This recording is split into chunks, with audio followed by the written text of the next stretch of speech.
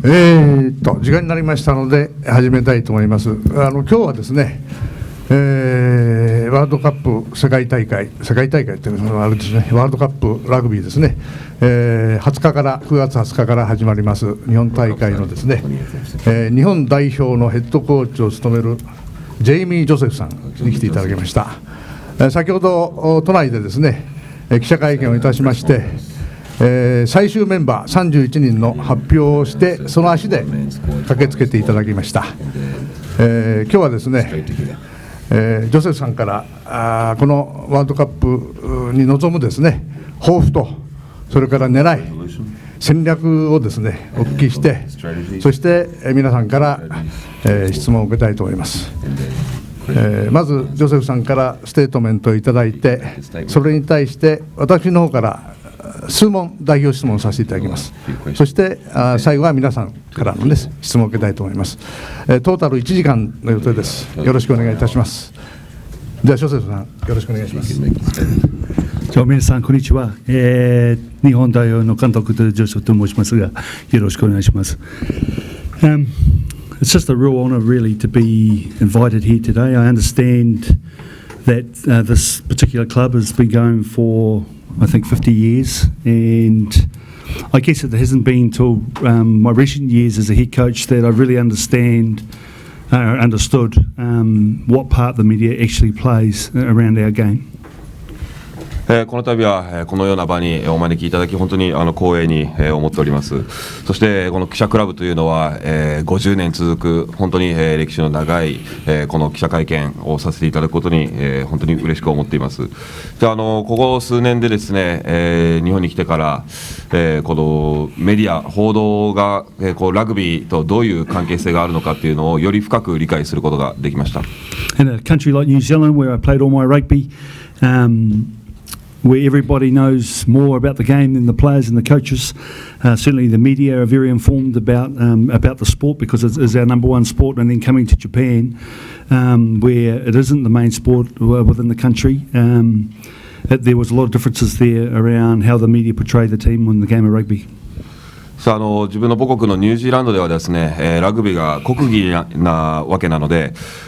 その選手やコーチたちだけじゃなくて国民全体がこうラグビーのことをしっかりと理解していますし、そのメディアのラグビーに関するまつわる報道の仕方というのも、こう日本とはかなり違うやり方がありました。やはり日本ではまだラグビーの認知度というのがそこまで高くないということなので、だからこそ、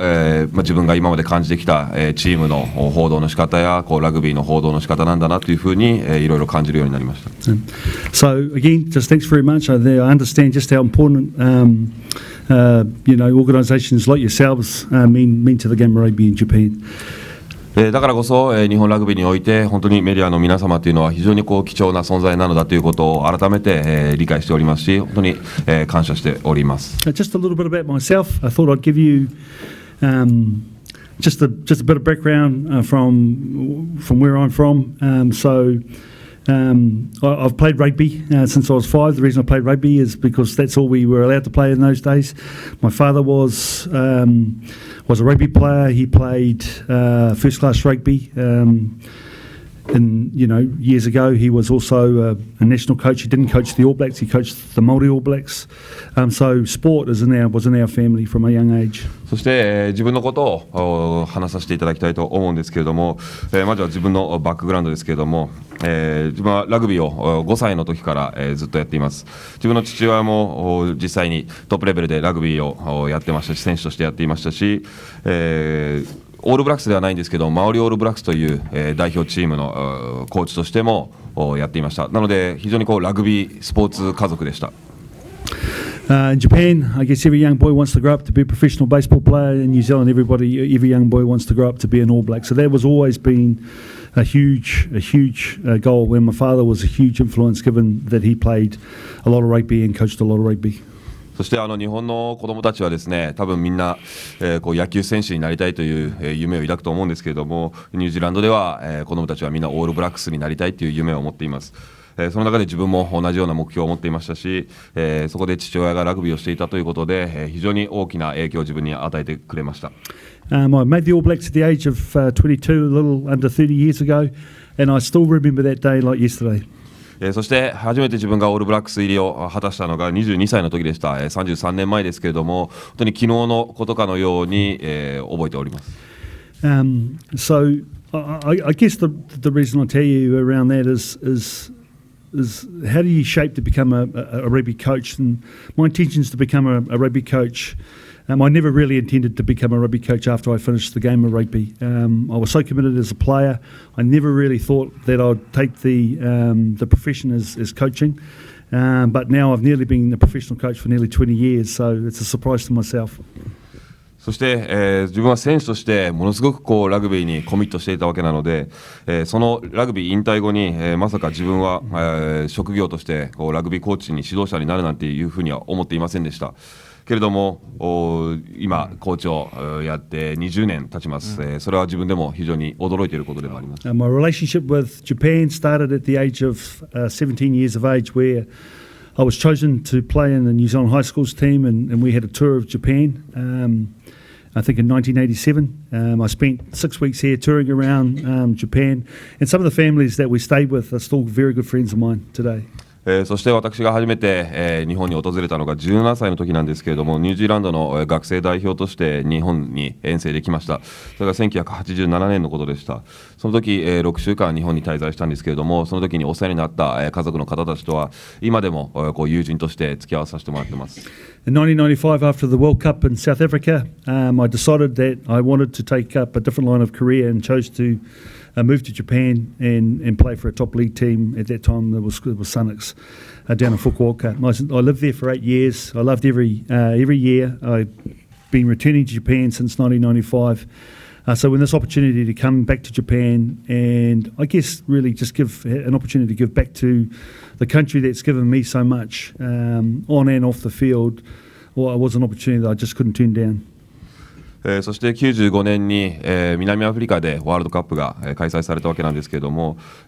その大会を最後に、自分はこうキャリアを変えたいと思い、日本に来る決断をしました。そして、日本に来てトップリーグのサニックスというチームで福岡にあるサニックスでプレーをし始めました。そこで8年過ごしたわけですけれども、日本に、本当にいろいろ若い頃からお世話になったわけなので、今回、こう代表コーチとして監督として就任する際も、やはりこう日本に恩返しをしたいという気持ちから、日本に戻ってこようと決断しました。In 1999, I got a phone call from Hideo-san asking me if I was interested in playing for Japan at the 1999 World Cup. It didn't take me very long to say yes. In fact, it was an immediate answer. I was so keen to get back into a higher level of rugby that I was experiencing. So that opportunity that Hideo-san gave me back in '99 was, I guess, it was more than an opportunity to come back and just play international rugby. My career as a footy player actually stalled a little bit playing a low level of rugby, and I just guess that opportunity was just awesome for me. そして、99年のワールドカップで日本代表としてプレーをしてくれないかというオファーを平尾監督からいただきました。その時にはもうその時期に自分がちょっとレベルの低いラグビーをプレーしてしまってたので、やはりこうハイレベルのラグビー、そしてキャリアをさらにそこで積みたいということだったので、もう即答で回答しました。We were very well coached to the 99 World Cup from Santoyo Tsuchida-san and Hideo-san from Kobe Steel. I do classify some of those the coaching that I experienced as a player that had been to a World Cup with the All Blacks. Some of the best coaching. They coach differently to the coaches that I'd normally been coached by. It was a real experience, and a lot of the learnings that I learned from those two men I still practice today in my coaching. そして99年のワールドカップですけれども、土田監督、そして平尾コーチの下で、非常に、いい指導がされた、いいコーチングがされたチーム、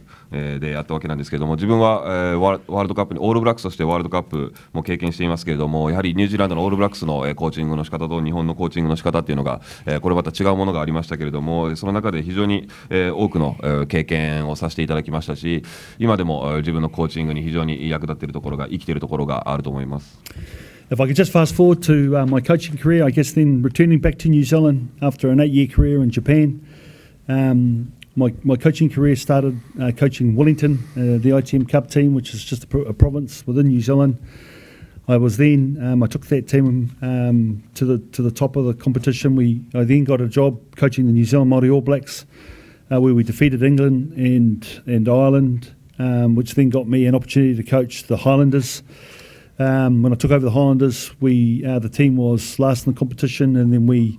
were able to win the Super Rugby. I think it took 4 years for us to build a team. And then from that success, I was invited to coach the national team, and I'm just really excited about what's coming ahead.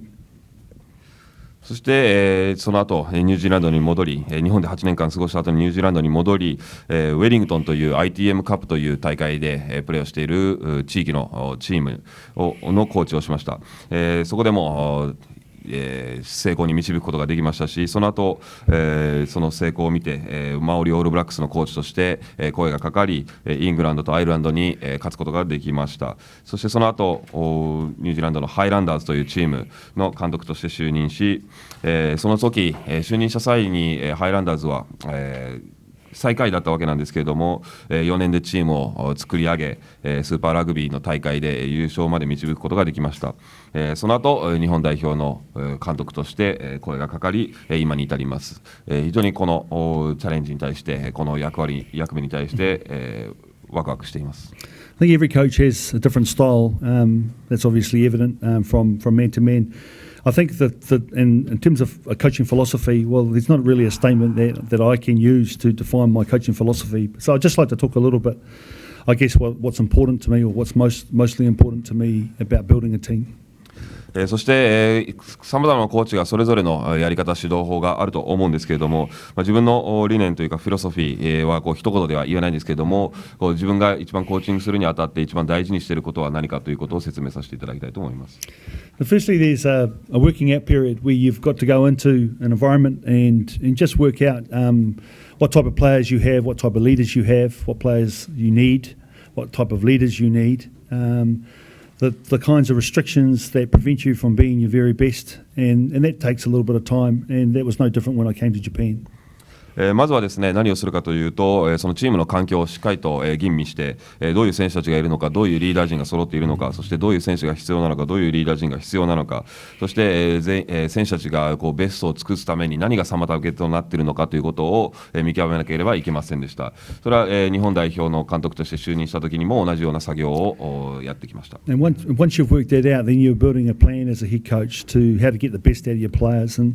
I guess if I can use the team environment in Japan in 2016 when I arrived as an example, it may give you an insight into what we've done as a team in the past 3 years. そしてそれが一度把握できれば、どうやってその揃っている選手たちのベストを引き出すかというところに計画を立てるわけなんですけれども、2016年に自分が日本に初めて来た時にどういう状況だったかということをご理解いただけたら、この3年間でどういう取り組みをしていて、どういう強化を図ってきたかということがより理解できると思います。I think first of all, I turned up in 2016, just a little over 3 years ago, and the Japanese team at that time had just done something that was unimaginable in terms of beating South Africa and winning 3 games at the previous World Cup. So there was a lot of expectation immediately surrounding the Eddie area of 2015 World Cup success. まず2016年はですね、日本代表チームが2015年に南アフリカに勝ち、そしてプール戦で3勝したというこういう偉業を達成したすぐ後だったので、ものすごい期待度が高まっている時期でした。The trouble with that is that the majority of the players had retired or made themselves unavailable, and the players that were left behind, I guess in my view, weren't as hungry that I believe they needed to be in order to take their rugby to another level. そして、その後2016年残ったメンバーというのが、やはり偉業を達した後だったので、そこまでハングリー精神、貪欲さが、なかったということで、次のレベルまで上げるまでのその必死さが足りないというふうに感じました。なぜかというと2015年終わって、引退を表明した選手、もしくは不参加を表明した選手がいたわけなので、それのような選手たちが残っていました。So one of the biggest challenges really was to build a depth of player that could actually play at a World Cup and play successfully at a World Cup. My first tour in November, 2 months after I arrived, we went to Wales. We played Wales. We were drawn at full time. We lost by a drop kick. But out of the players that played in the previous World Cup in 2015, there was only 6 players remaining. そしてまず、その選手が足りないということだったので、層を厚くしなければいけないと思いました。ワールドカップでしっかりと、戦える選手たちを鍛えるためには、そこの層を鍛えなければいけないと。そして、最初の11月の遠征ですけれども、ウェールズで、ウェールズと試合をしたわけなんですけれども、ハーフタイムのところで引き分け、だったわけですけれども、最後にドロップゴールで3点差で、負けてしまいました。なぜかというと2015年、戦ってた選手たちがほとんど不足していたから、そういう、結果につながってしまったとも思います。So I guess on one hand I was getting all of the questions, particularly from the media, were around expectation and achieving goals and really trying to get me to verbally commit to exactly what we had to.What we needed, what we expected to achieve, which was, I guess, making the top 8, something that has never been done in Japan before. My challenge really was how to take a new era of rugby player, accelerate their development in time for the World Cup,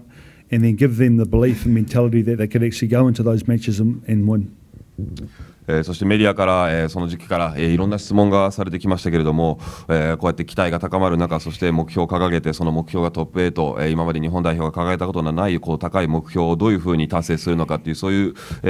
う、ことをこう公言したわけなんですけれども、それについての質問が多かったですが、自分の本当の意味での、試練というのはこの新たな次世代の選手たちをどういうふうに、こう育成を加速させて、ワールドカップで、自分たちが強豪に対して、勝てるという確信、信念を持たせるのかというところが本当のチャレンジでありました。There's probably two clear strategies around how we could accelerate the development of time for the World Cup. One was to give our players a lot of hard, tough rugby week in and week out. So we started the Sunwolves team. All of our players were getting regular tough rugby at Super Rugby level, which helped them to prepare for this year. The second thing that we did is we opted to play every tier 1 team. So we knew success and winning those types of games were going to be difficult, but we felt that was a better way of accelerating the development of the players, given that we only had 3 years to the World Cup. そしてそこを、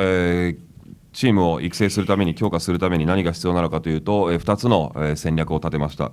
1つは、かなり、高いレベルのきつい環境でのラグビーをさせるということなので、スーパーラグビーというリーグでサンウルフのチームを使って、選手たちを準備鍛えるということでした。そして、もう一つはすべてのティア1、強豪国と対戦をするということでした。やはりこう勝てない試合が続くとかなりチームとしてもきついところはありますけれども、選手たちをこの3年間でワールドカップでしっかりと戦えるようになるまで成長させるためには必要不可欠なことでありました。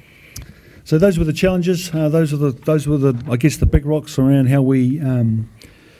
we walk towards those challenges of increasing the depth and giving the players some experiences at a bigger level, of a higher level of rugby, and then a form of trying to accelerate the development leading into the World Cup. If I could fast forward to 2019, this was the first year that we've had total control of our players. 全体像としては、今ご説明した、内容に取り組んできたわけなんですけれども、まずは選手たちの選手層を厚くさせる、経験を与える、高いレベルのラグビーをさせる、そして、育成を加速して、加速させワールドカップに準備するということです。そして2019年、今年になって、スコット全体選手たち全員をこう1年間通して抱えれるという初の試みをやりました。So the first thing that we did is we gave the players a break. So sometimes, particularly in the Japanese culture, we really work our players very, very hard and expect them to be able to do, in my mind, unimaginable things around being able to turn week in and week out and just keep on going. And in high performance sport, it is literally impossible. そして、その2019年選手たち全員をコントロールできる中で、どういうことをやろうかという中で一つ目は、選手たちに休暇を与えるということでした。日本の文化ではハードワーク勤勉、常に、鍛え続けるという文化が根付いていると思うんですけれども、毎週毎週きついトレーニングをずっとやらせ続けるというのはハイパフォーマンスの、観点から言うと、無理なことがありました。That was a very difficult thing for the players to do, was to have a break. So there was feedback that the players were supposed to be having a break, but then would return to their top league teams and continue to train. It wasn't part of their natural makeup. So we gave the players effectively a month off and told them we didn't want them doing anything. And then we started a series of blocks which we referred to as foundations. Foundation 1 was a prolonged pre-season where the players had a month off, and then 6 weeks building slowly, physically and mentally, in preparation for World Cup. そしてそのオフを与えたわけなんですけれども、選手たちはオフを過ごすことに慣れていなかったので、かなり苦戦していたところがありました。各選手たちが、自分たちが所属するトップリーグのチームに戻ったんですけれども、その中でフィールドバックとして帰ってきたことが、オフを過ごさずにトップリーグのチームで練習をしてしまっているということがありました。なので本当に選手たちは休むということに慣れていないんだなということを感じましたけれども、今回はしっかりと1ヶ月必ず休暇を取るようにというふうに伝えました。そして休暇をさせた、体を休ませた後に、ファンデーションと名付けたブロック分けの、計画を立てました。まず最初のブロックでは、プレシーズンを、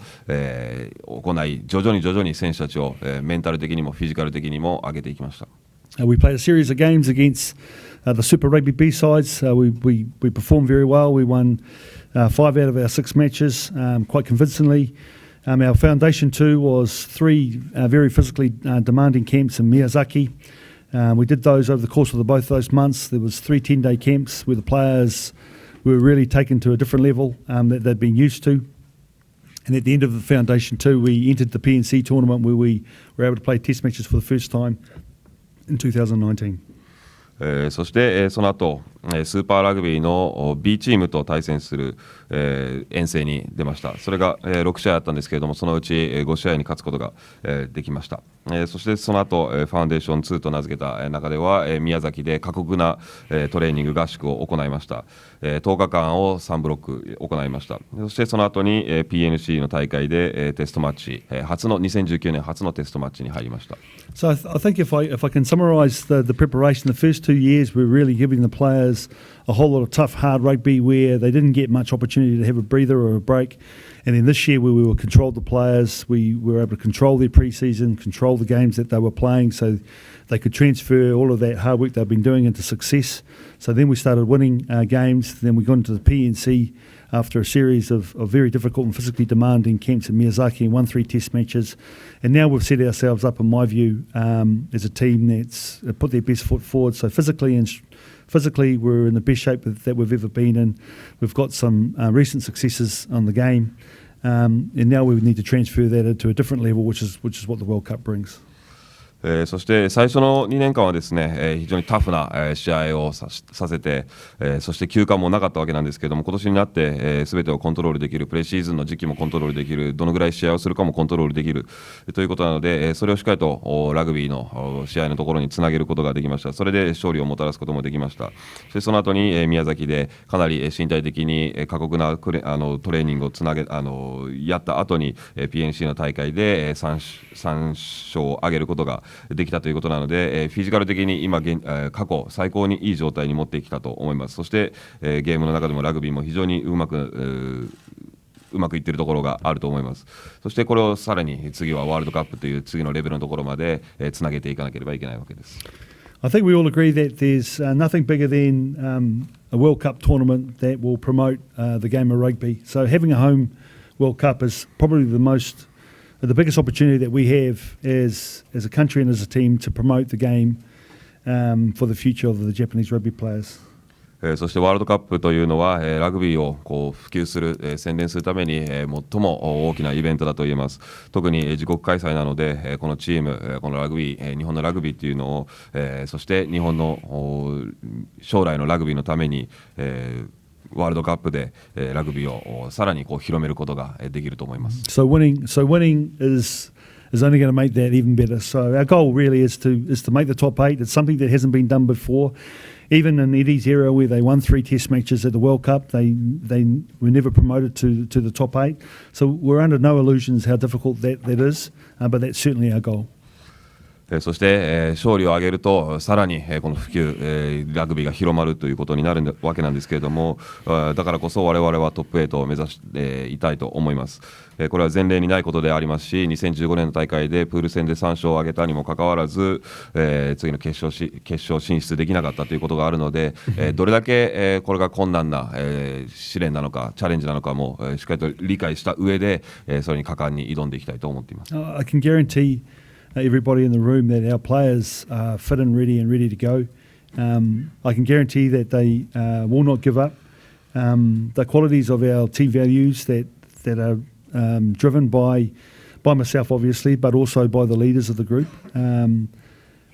18 months ago, I wouldn't be confident to say that publicly, but I can tell you now that the players have been through a series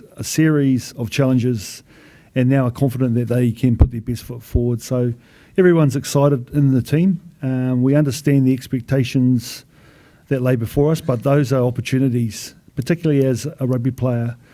opportunities where they can face pressure situations, adversity, and come out on top. And those are the sorts of values that really are going to be beneficial for us going forward.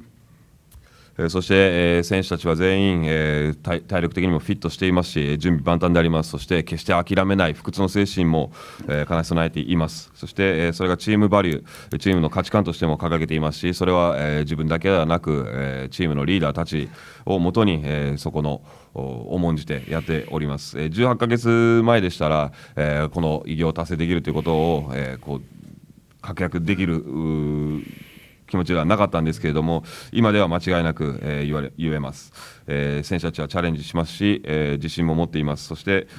非常にこの大会に向けてワクワクしています。この期待度も、理解した上で、しっかりと自分たちのラグビーを発揮する。そして、大きなプレッシャーの中にもしっかりと立ち向かっていって、果敢に挑み続けるということが今後のラグビーにつながっていくと思っています。So just really in summarising and in closing, just giving you the media an intimate knowledge of exactly what and why and how we did things in the past 3 years, I'm hoping is going to allow you to vibrate the right messages to the public that are there to support the team. As I said, the players understand exactly what lays ahead of them in terms of pressure and expectation. I think they're going to help us because that's exactly how we've been preparing. There's been a lot of situations up until now, and they won't stop. There's a test match against South Africa, who's, a top 4 team in the world, could win the World Cup, and that's our next challenge. So, as I said, giving you guys an understanding of what and why and how we're doing things is important for our crusade going forward to the World Cup. And I thank you very much for that. そしてまとめとしてはですね、皆様になぜ、こういうことをどういうふうに、やってきたのか、取り組んできたのかということを理解していただいた上で、こうサポートして、こう応援してくれる、国民の皆様に、伝えていただけたら、本当に、選手たちはこうプレッシャーとか期待度が高いのは分かっていますけれども、皆様が、理解してくれることによってチーム力につながると思っています。この期待度や注目度っていうのは、加速する一方で、次も南アフリカ戦が控えております。彼らは、世界トップ4のチームであり、ワールドカップ優勝候補のチームでもあります。けれどもやはり、皆様がしっかりと、日本代表がどういう取り組みをしてきたのかということを理解していただけると本当にチーム力になりますし、選手たちの力にもなると信じています。ありがとうございました。監督ヘッドコーチのですね、個人ヒストリーと、それからここに至るまでのですね、チームの作り方を詳しく説明していただきました。ここから質問に入ります。私は企画委員の倉重と申します。今日の通訳は佐藤秀典さんにお願いいたしております。まずですね、今日発表されたそのメンバーなんですけどね、ざっと見るとですね、31人の中に、プロップが5人、それからスクラムハーフが3人、第1列10人という印象を受けたんですが、そこはどういう狙いなんでしょうか。Firstly, the rules of the World Cup are very different to a normal Test match program. So, if we get injuries, we're not allowed. If we get injuries and we need to make changes, then those players aren't allowed to return to the World Cup. So, what coaches are trying to do with their selections is to ensure that they don't need to go outside of the 31 if they get one and, in some cases, 2 injuries. It doesn't matter where you select, so that's the rationale between around selecting front rowers and three nines, because we identify those positions as specialist positions that would be very difficult to replace if we got a serious injury. まずはですね、ワールドカップのメンバーを選ぶにあたってのルールがありまして、それは通常のテストマッチとはルールが違うんですけれども、ワールドカップでは怪我で離脱した選手っていうのがもう1回チームを離れたらもう戻ってこれないというルールがあります。なのでコーチとしてはですね、31人以外のところで入れ替えがないように、その選ばれたメンバーの中だけでしっかりとワールドカップの試合をずっと戦い抜いていくということが考えられるんですけれども、1人か2人の怪我が出たときにはその中で回していくということがあるんですけれども、だからこそこの特殊なスペシャリストのフロントロー、そして9番のところで5人、そして3人っていうのを人数を設けなければいけません。はい、プロップの中にですね、韓国出身のですね、ジウォンさんが入っております。今、日韓関係が若干ですね、荒れておりまして、これは何か政治的な配慮があったんでしょうか。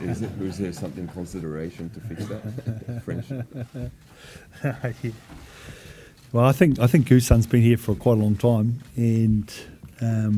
yeah, I don't know about the answer to that, but he is a very good rugby player, and well, I think we're really fortunate to have him.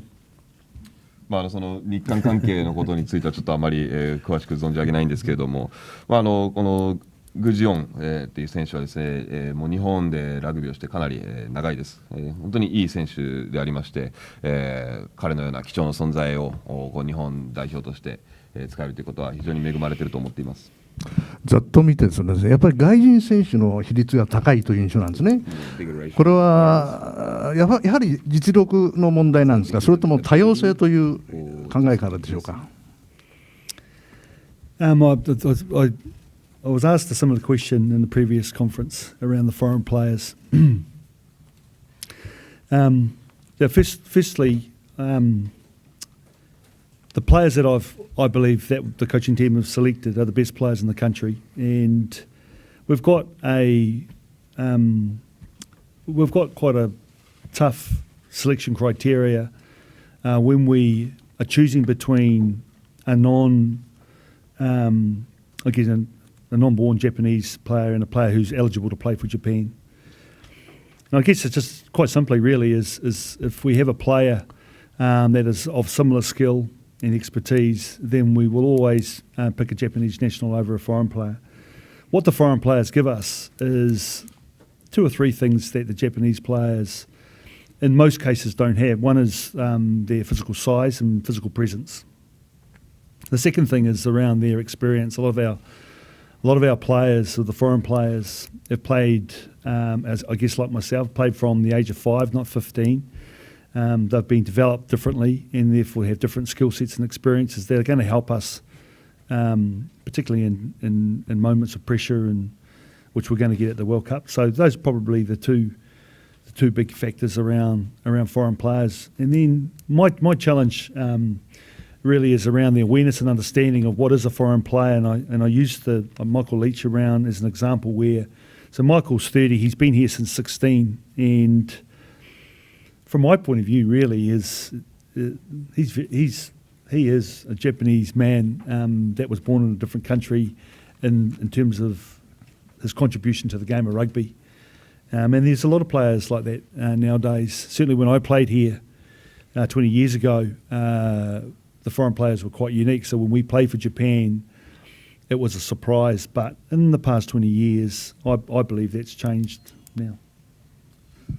先ほどの記者会見でも同じような質問があったんですけれども、まずはですね、今外国人、日本人、そこは、問わずにですね、国内ベストの選手たちを選んだと言えます。そして、この選考基準にあたって非常に難しいところなんですけれども、外国人をどういうふうに捉えるかというところがあると思います。けれども同じスキルを持ってて、同じ貢献度がある、能力がある選手、外国人と日本人がいたら、日本人を選びます。けれども外国人は何が、あるかというと、やはり日本人にはないサイズ、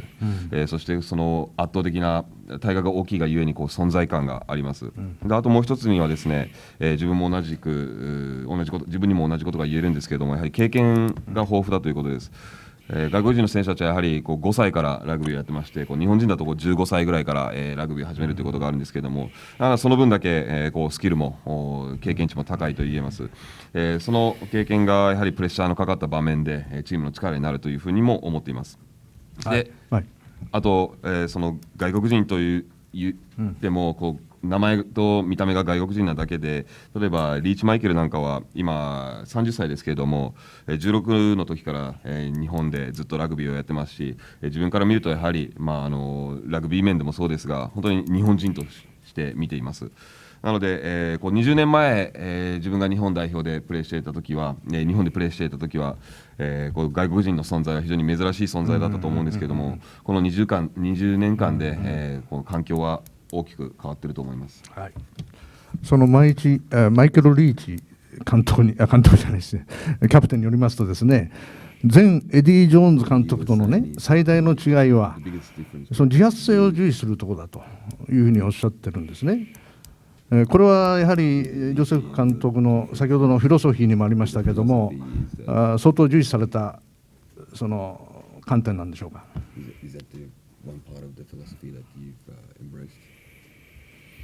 I'm not sure what Michael has said about me and compared me with Eddie. I know I'm a different bloke than he is, and we coach differently. And I think the key difference between and I think firstly Eddie Jones, what a great coach he was and is, was for Japan and is now for England.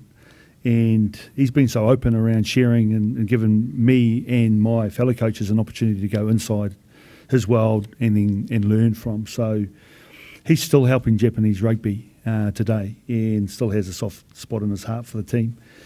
The philosophies differ, and I can't really answer the question. I just know what I do.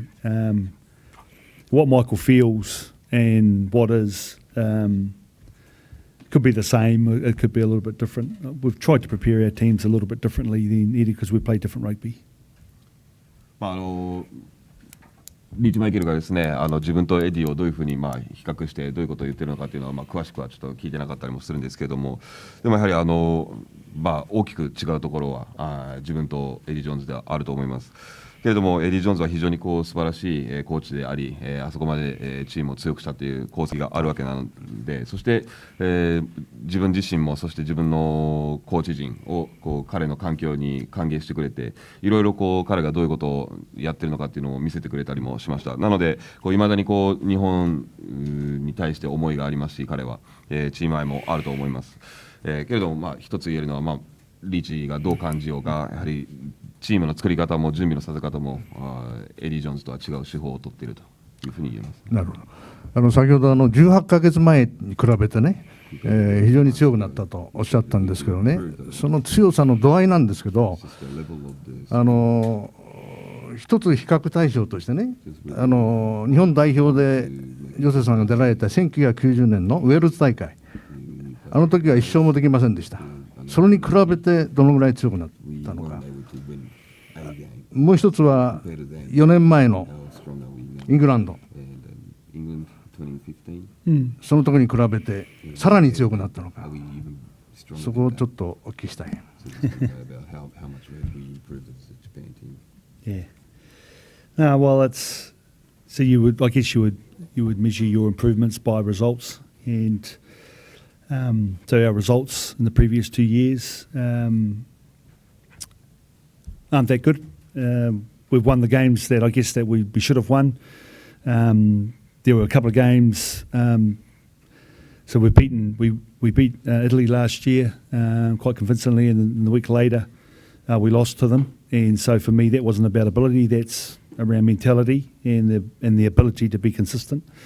We drew with France, where we should have won. We had a winning opportunity there, and that was a skill set by just one player, and that's pressure.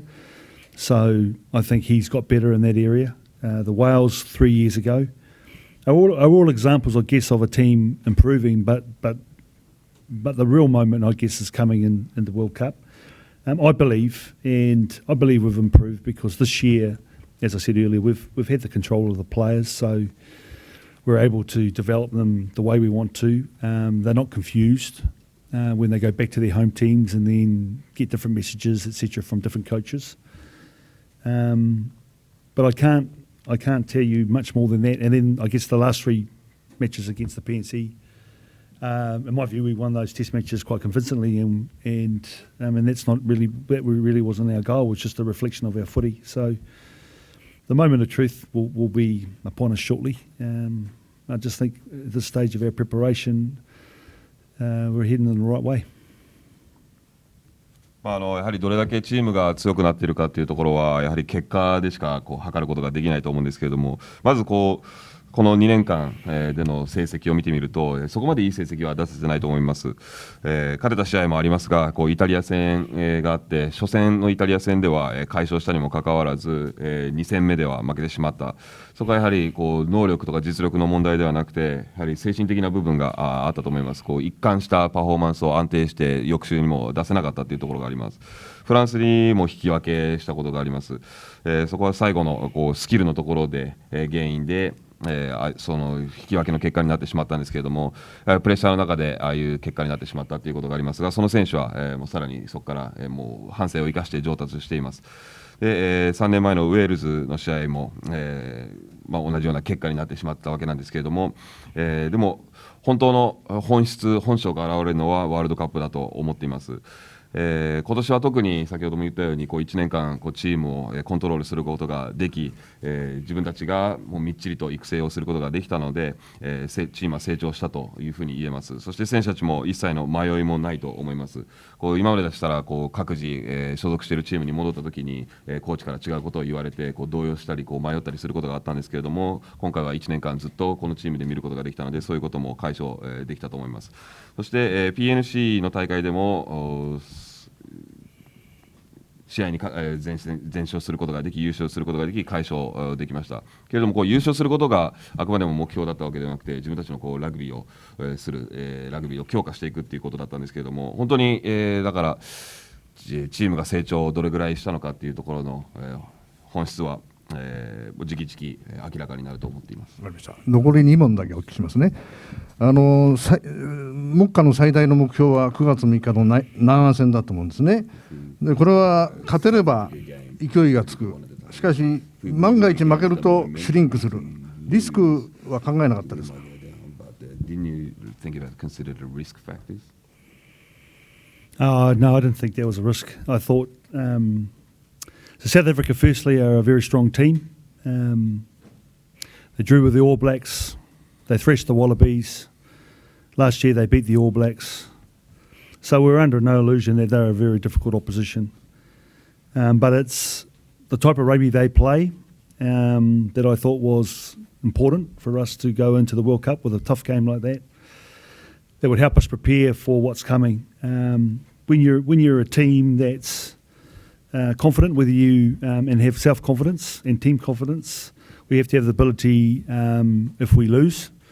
to get up again and keep going. It's a tournament structure. There's going to be injuries, there's going to be circumstances that are uncontrollable that we're going to have to adapt to and deal with. So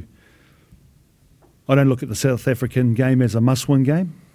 I look at the South African game as a must-perform game where we need to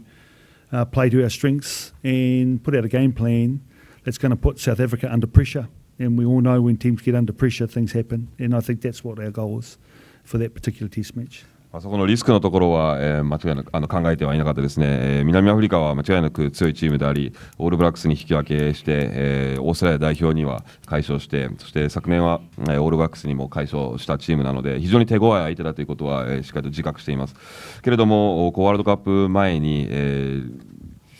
チームにとって非常に必要である相手、適切な相手だと思いました。そして、自信ついているときに、チームに自信がついているときに、負けたとしてもどうやってそこから挽回してもう一回立ち直ってやり続けるかということが重要であり、やはりワールドカップ大会中も怪我もあると思います。いろんな局面にさらされる場面もあると思います。その中でも一貫性を持ってパフォーマンスや気持ちを落とさずにやり続けるということが大事だと思います。なので次の南アフリカ戦に関しては、マストウィンだとは思っておらず、マストパフォーム、必ずパフォーマンスを出さないといけないと思っています。なので、しっかりと戦略も立てて、相手にプレッシャーをかける戦術を持って、挑みたいと思っています。そしてプレッシャーにかかったら、いくら手強い相手でも、どういうふうな窮地に追い込まれるかということは本当にラグビーを見ていたらご理解できると思います。私から最後です。なんとかベスト8に残っていただきたいと思ってます。でやはりアイルランド、スコットランドだと思うんですね。特にスコットランド戦、どういう戦略で臨まれますか？ Yeah, I really find it interesting how we've already picked the game that we've got to perform in. And so for me, my focus is obviously having a plan around playing 4 test matches and winning 4 test matches. But to keep it simple, it's about beating Russia and then going into the next game and then beating Ireland and then next game beating Samoa. And then if we get to that stage, then and we've done that, then Scotland isn't such an important game. We're going to play our game of rugby against all those teams. They're slightly different when we play the Tier 1 teams because their skill sets and experiences are a lot different to, for example, the likes of Russia. If I can just talk a wee bit around the similarities. So the Northern Hemisphere game is built around pressure. And we believe that Scotland and Ireland will be very similar in that aspect. They will try to put our set piece under pressure. They will try to put us under kicking pressure and tackle pressure. So we have to be able to deal with that as best we can, and so we can then exert our style of game onto the opposition. We have an average of scoring over 30 points per test match ourselves, so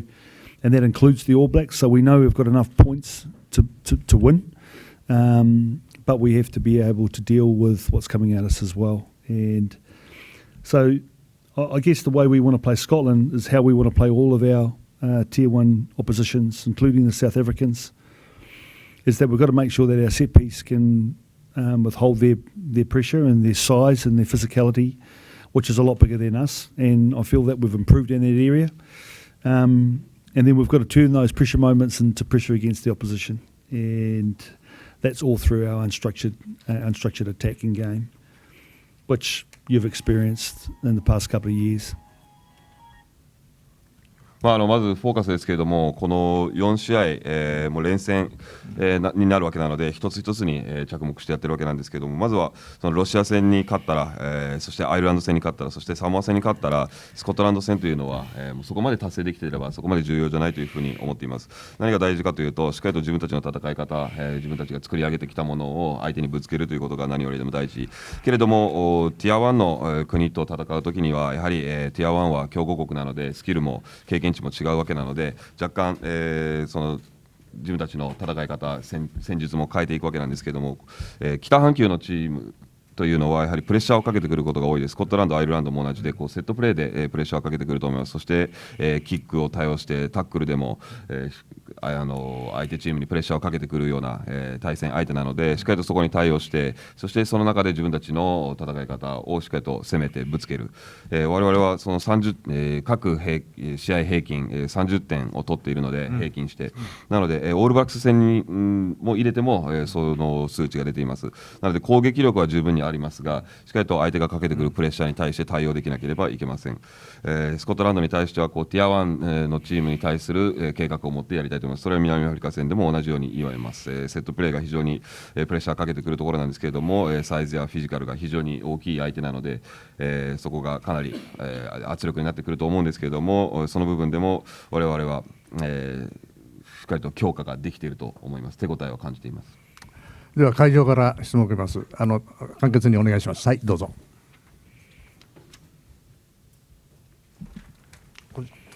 はい、そちらです。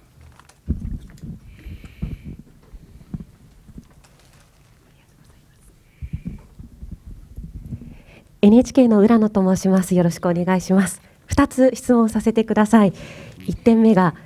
フォワードが18人と前回のワールドカップより1人増えました。どのような戦いをするために増やしたのか教えてください。2つ目が、前回のワールドカップは南アフリカに勝利して日本中が驚きました。もう本当世界中も驚きました。今回はどのように私たちを驚かせてくれますか。驚かす準備はできていますか。I think the first one around the mix of selection is we've got a lot of good forwards in my view. Around our depth is strong, and so we're not set on there's a lot of competition, I guess, is in the forwards than there is in the backs. We're more set on our back line in terms of, and so we've got a view around having injury cover also in the backs. We're in the forwards. We've got a lot of ability and a lot of different skill sets. So, point being, around the 18 split, I feel we've got a better level of depth in the forwards. So we've taken extra players there, and we need to cover for our front rows. I think in terms of shocking the world around, what Eddie's in Eddie's era 215 was such a great thing for Japanese rugby is I'm not sure we can sneak up on a team anymore. I think our rugby to date is and I guess all of the exposure and awareness that coaches now do. There's a reputation that Japanese do play a good brand of rugby, and so I don't think we can sneak up on an opposition. Like we did in 2015. I think the way we play the game is very different to the Northern Hemispheres, and I think if we can able to play that game at our speed and for the duration that we want to play it at, then we're going to create a winning opportunity, and that's going to surprise the world, in my view, hopefully. まず一つ目の質問の18人のフォワードなんですけども、なぜこうなったかというと、もう純粋に、非常にフォワードの層が厚いから、そして、スキルもあって、能力が高い、選手が揃っているから、2015年と比べて1人多く入れました。バックスの方でしたら怪我のカバーとかで、試行錯誤してこの人数になっているわけなんですけれども、あとはフロントローのカバーも必要なのでこの人数になりました。で2つ目の、どういうふうに驚かせるかですけれども、もう2015年のように弱小相手だというふうに、対戦国に思われていないと思うので、相手に忍び寄って奇襲攻撃をかけるみたいなことはできないと思います。やはり、世界も日本はしっかりとしたラグビーを、やるんだということの印象を持っていると思うので、その中で自分たちが、作り上げてきた、自分たちのラグビースタイルをしっかりとやり通す、そしてスピードを持って、しかもそれを長い時間、やり続けるということで、最終的には驚かすことが、サプライズをすることができると思います。はい、続いて、はい、どうぞ。はい。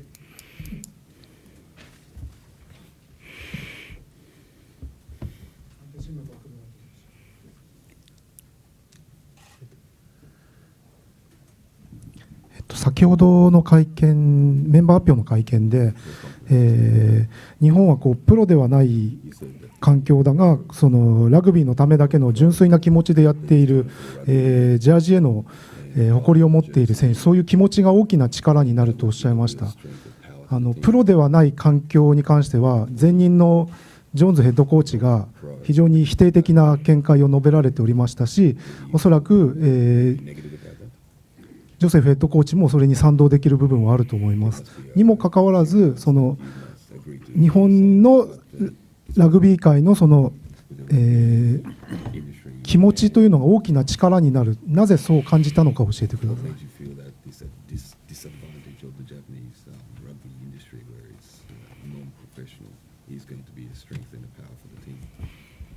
For me, I'm talking about two different things in some respects. One is around my views around a professional game in Japan versus an amateur game in Japan. So I'm not talking about that. I'm not talking about is professional rugby in Japan a good thing or a bad thing. What I'm talking about is the players that have been selected for Japan now and the players that have sacrificed all their time away from their families and sacrificed all of the hard work that they've been put through, have done that without getting paid for. Now, everyone else in the world of a Tier 1 rugby world is they get remunerated for that, and our players simply don't. So they're actually two different conversations. And so the part of the conversation that I was referring to is the fact that everyone that has chosen to be part of the squad and made themselves available for selection, they do so because of rugby reasons. And I think that is highly motivating and easier to bring a team together where there is no extrinsic benefits in playing for the team. And that's really my point. そのラグビーが、こう日本におけるラグビー環境がこうプロであるかアマチュアであるかっていうそこの、話をこうどういう観点で見てるかということで、今多分もうおっしゃられたようなプロの環境ではないということではなく、先ほど記者会見で言ったのはその世界の他の国のチームはやはり報酬を得てこう代表チームでやっている中、日本はそういう報酬がないのにもかかわらず、家族との時間や、自分の時間を犠牲にしてここまで献身的にこうチームのために、努力してやってきたっていうことが力になるというふうなことを言いたかったわけで、やはり、このスコッドに入っているメンバーもそうですし、代表に入りたいというふうな気持ちを、示した選手たち全員が言えるんですけれども、その選手たちはその報酬のためではなくラグビーのためにやりたいという気持ちだけで来ているということがチームにとってはものすごく高いモチベーションになると思いますし、さらにチームの結束力を高めるという意味で、コメントでした。他にどうですか。じゃあ今手を挙げている方だけでよろしいですかね。時間になりますので、じゃあお二方どうぞ。まずはい。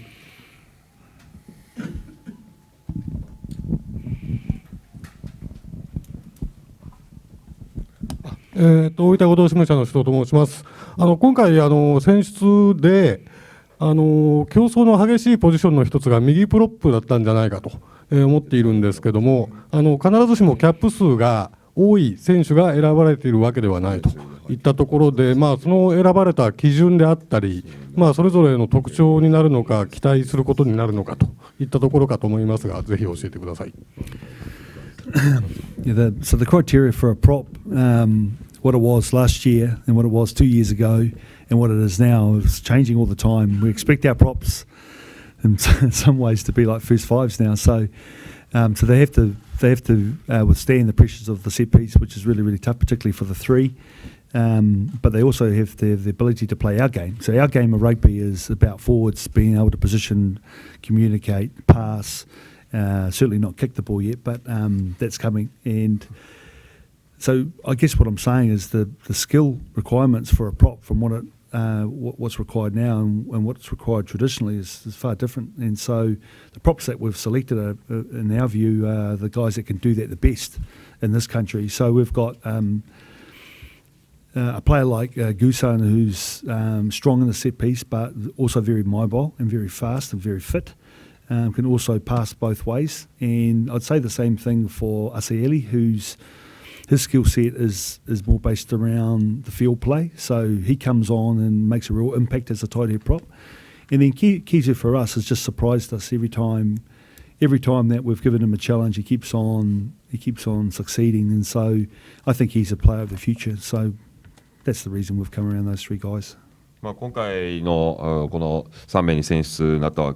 のは、こうまずそのプロップに求められることがこう年々、変化してきています。やはりまずはセットプレーのプレッシャーにしっかりと耐えなければいけない。でもそれだけではなくて、自分たちのラグビーをしっかりとできないといけない。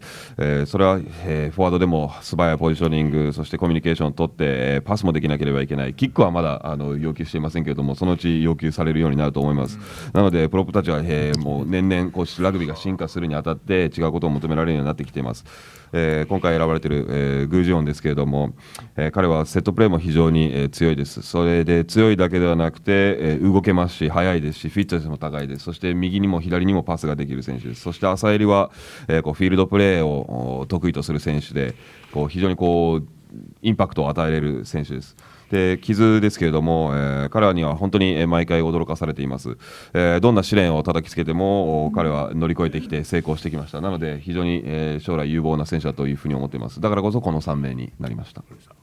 はい、じゃあ最後にお願いいたします。はい、どうぞ。はい、そちらはどうぞ。後ろの一番後ろの方、マイクを渡してください。すいません、個人会員でビデオニュースの神保と言います。今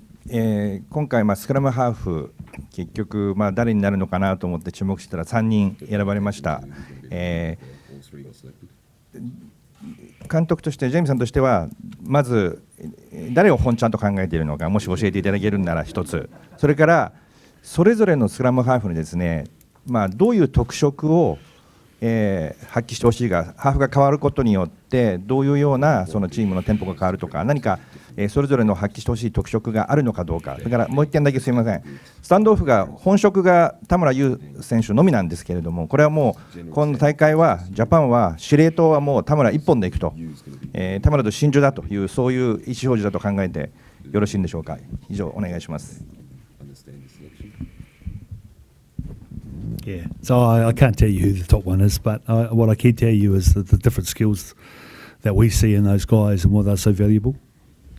誰が本ちゃんの9番になるかは言えないんですけれども、それぞれがどういうふうな特性を持っているかということは説明できます。First of all, the type of rugby we play, we need our nines to be quick and they have to have a kicking game and they have to have a passing game that's far faster than the opposition. And we feel that the three of those guys can execute that skill set. そして9番に求められるのはやはり素早さ、キック、そしてパス、しかもそれを相手よりも早くやるということで、それを3人とも、できると思っています。I feel that with Nagare and Shigano, obviously being younger, they've got different skill sets to Fumi, who's a lot older, but with Fumi we get a lot of understanding, big moment in a game. We're very confident that he can come on and make the right decision and execute skill under what I'm saying is going to be a big moment in a test match if we're going to get through. そして、この9番の中でもですね、流と重野は、若い、選手であり、まだ若手なので、田中とは持っているもの、スキルが違うわけなんですけれども、でも田中も田中で、非常にゲームの理解力というところが高いので、本当に大事な、ここっていう勝負どころで、正しい決断判断をしてチームを導いてくれると思っています。Just around their leadership skills, so Kaito is a younger fitter, more abrasive type of nine compared to the other two boys, but he's also very quiet in comparison. So with Nagi and with Nagare and Fumi, we get a loud voice, we get confidence, we get leadership off the field that helps them prepare the rest of the players. And I think all of those skills with all of those three players are going to be invaluable in a World Cup. そしてこの9番の持っているリーダーシップというところなんですけども、重野はまだ若くて、そしてでもフィットしていてスキルも豊富なんですけれども、比較的おとなしい選手であります。それと話して流と田中はですね、非常に大きな声で力強くチームを牽引してくれるというところがあります。非常に自信もありますし、そしてグラウンド内だけではなくグラウンドの外でも選手たちがしっかりと仲間が準備できるようにいろいろ力になってくれていると思っています。Tamada Yu in my mind, has grown as a player over the last 3 years, in particular the last 6 months. He's taken his rugby to a totally different level. He's incredibly confident. A lot of the challenges that he was facing in the previous year, he doesn't no longer have around pressure. So he's our key starting 10. But what I want you to just have a little thought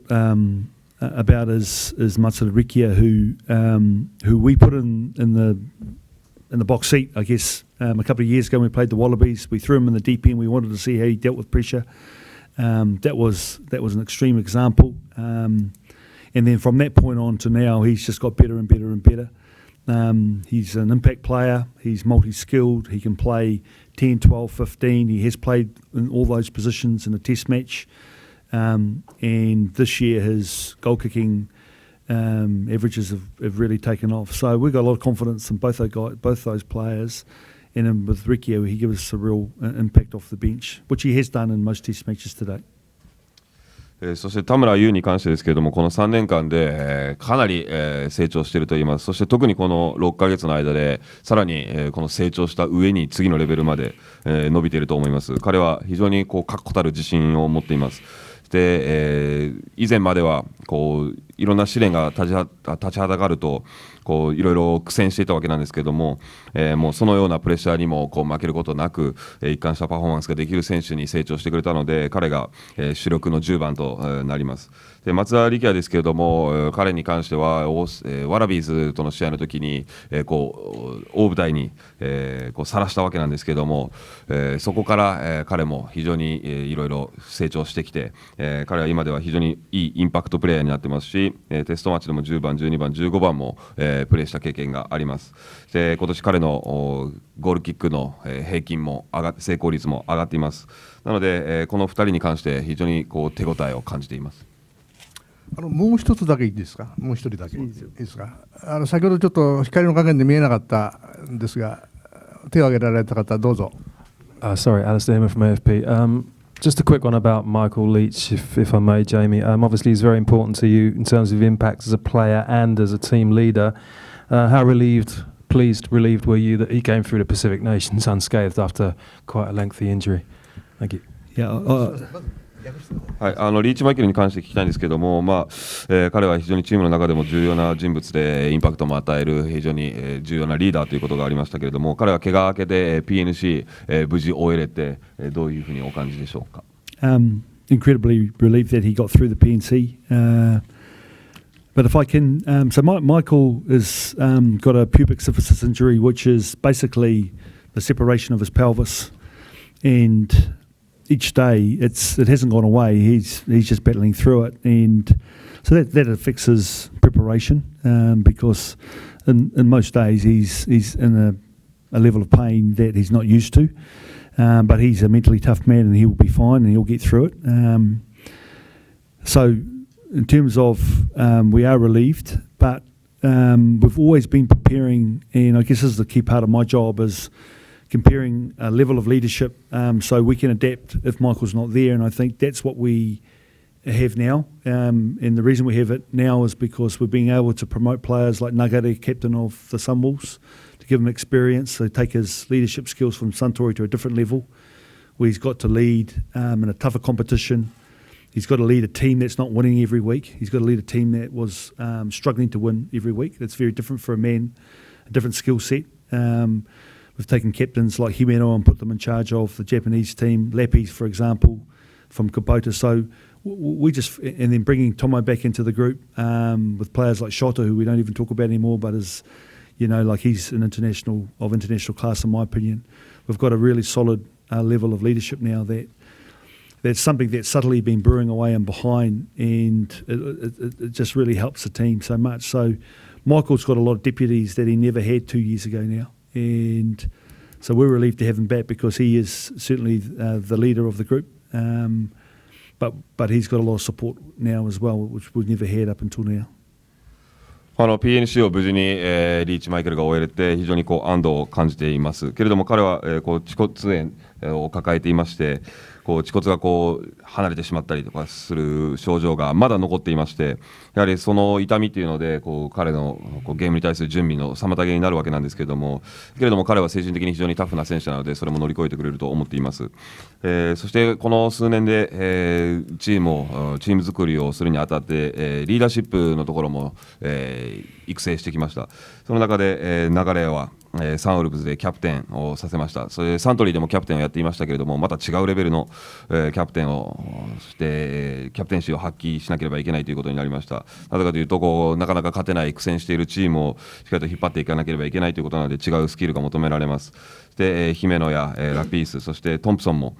いますけれども、そして最近は話題にも上がっていませんけれども、堀江翔太なども世界レベルで、優秀な選手だと思っています。なので今、その回ありまして、しっかりとしたリーダー陣がいます。それもチームが表立って成長している部分だけではなくて、裏でもそういう部分も、成長してきたと思っています。なので今、リーチには今までかかっていたような負担が、もうだいぶ軽減されたと思います。彼が本当に戻ってきて嬉しく思いますし、彼の周りにはしっかりとした、サポートメンバーもいるということが嬉しく思います。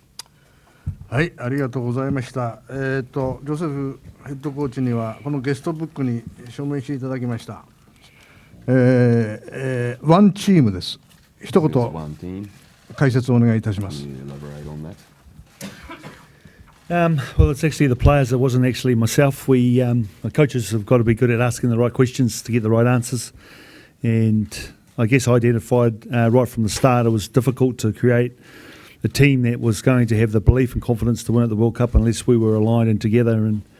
And so after a series of camps and discussions, the leaders at the time came up with that as something that they thought was important to them. So what that meant and behind the scenes is that everything that we are doing is accepting that we're from different cultures, but also accepting that because of that we need to work hard off the field to ensure that we put our best foot forward to win test matches. And that's where the term has come from. So off the field it looks like players working together, collaborating, working hard around analysing the opposition, ensuring that there's accountability around their fitness and strength levels, and then on the field it's playing together, enjoying the rugby, having fun and being excited to represent Japan. 実はこのワンチームという言葉は選手たちから出てきた言葉なんですけれども、ワールドカップでしっかりと勝てるという信念を持たせるためには、そこの、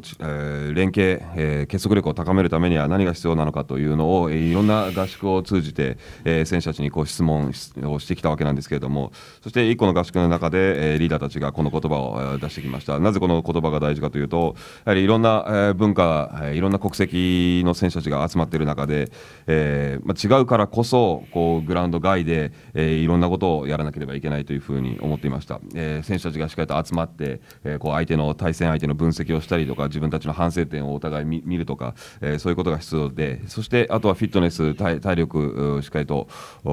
自分の体調も管理することもそうですし、そこにもしっかりと自分たちで、責任を持つ。そして、このチームワーク、そして、この仲間たちと一緒にラグビーをするという喜びを楽しみながら感じれる、それを総合するとワンチームという言葉があります。ありがとうございました。今日は本当にお忙しいところありがとうございました。ぜひですね、ベスト8、ベスト4に入ってですね、またこのクラブで凱旋記者会見をしてください。Okay. じゃあ、このクラブのネクタイを差し上げます。ありがとうございました。